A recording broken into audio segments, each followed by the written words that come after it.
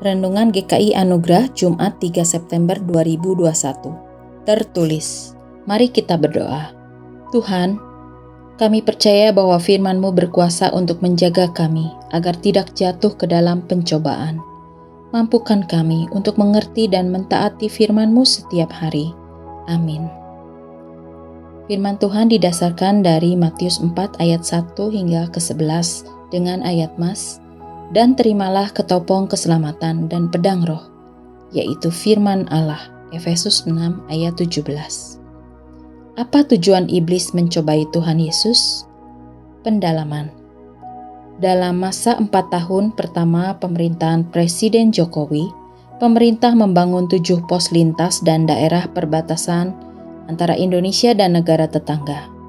Pembangunan yang sering disebut sebagai program Nawacita bertujuan bukan hanya mempercantik pos perbatasan, tetapi selain untuk tujuan memperatakan keadilan sosial bagi rakyat Indonesia, juga untuk menegakkan kedaulatan dan memperkuat ketahanan negara Indonesia.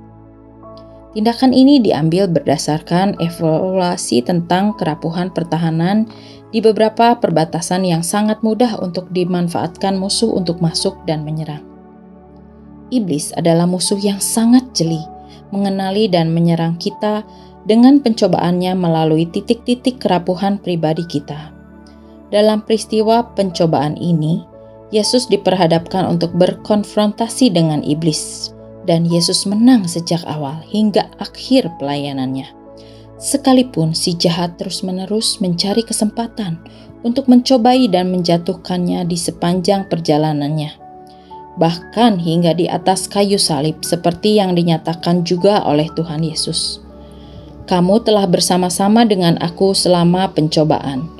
Lukas 22 ayat 28. Iblis mencobai Tuhan Yesus saat dia telah berpuasa 40 hari lamanya.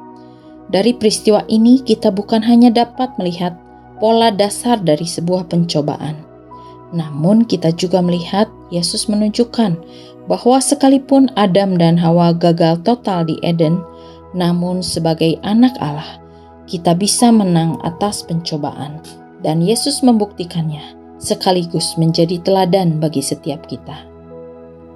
Pertama, si penggoda mencobai Tuhan Yesus lewat celah kerentanan kebutuhan atau masalah fisik. Setelah berpuasa 40 hari 40 malam, akhirnya laparlah Yesus. Matius 4 ayat 2. Iblis menawarkan way out yang sangat masuk akal. Jika engkau anak Allah, perintahkanlah supaya batu-batu ini menjadi roti. Matius 4 ayat 3. Tetapi Yesus menjawab, ada tertulis, manusia hidup bukan hanya dari roti saja, tetapi dari setiap firman yang keluar dari mulut Allah. Matius 4 ayat 4. Kedua, si penggoda mencobai Tuhan Yesus lewat celah popularitas melalui jalan pintas peristiwa spektakuler. Jika engkau anak Allah, jatuhkanlah dirimu ke bawah.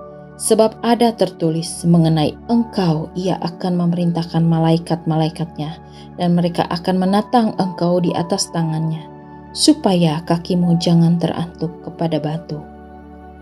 Yesus menjawab, ada pula tertulis, janganlah engkau mencobai Tuhan Allahmu.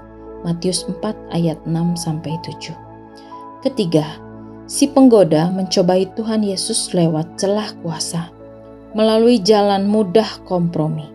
Sambil memperlihatkan semua kerajaan dunia dengan kemegahannya, ia menawarkan, semua itu akan kuberikan kepadamu jika engkau sujud menyembah aku.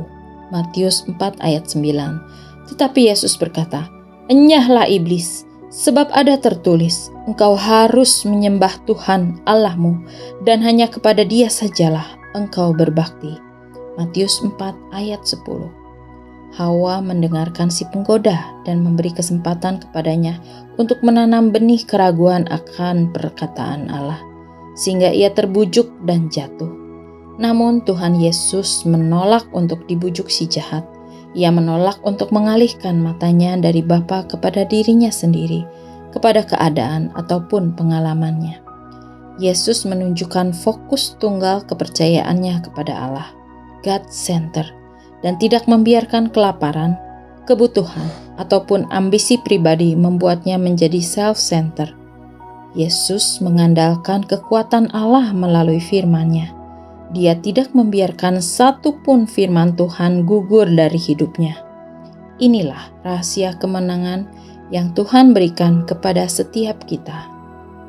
Untuk direnungkan, apakah kerapuhan yang menjadi PR atau pekerjaan rumah Anda? Mengapa demikian? Mari kita berdoa. Engkau telah membuktikan bahwa sebagai anak-anak-Mu, kami bisa mengalahkan pencobaan, asal kami mau mentaati firman-Mu. Untuk itu, mampukan kami Tuhan untuk bersandar dan percaya penuh pada firman-Mu. Amin. Every word of God is spirit and life. When you receive and obey the word of God, the power of God works in you. T.B. Joshua.